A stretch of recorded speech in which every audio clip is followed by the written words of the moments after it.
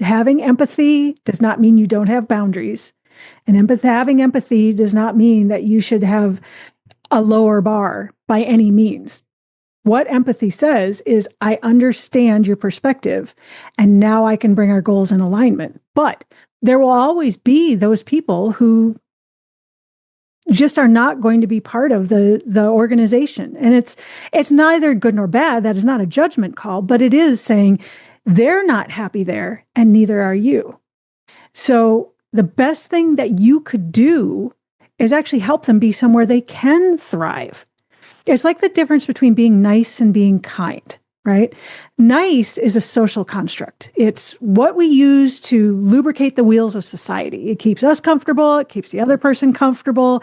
And it's very surface, but it's not always what's best for the other person. I mean, a big example is like employee evaluations.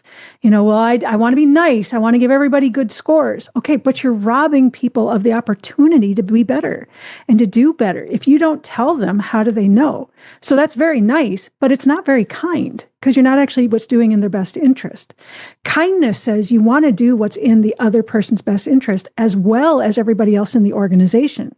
Because if you have someone who isn't working well and isn't doing what they should be doing, that's going to affect everybody else on the team too. So having empathy for them is going to say, okay, this person, this isn't going well. So the best thing I can do is get them somewhere where they can thrive. That is the kindest thing that I could do for them and for everybody else in my organization. Because empathy is not always very nice, but it is always kind.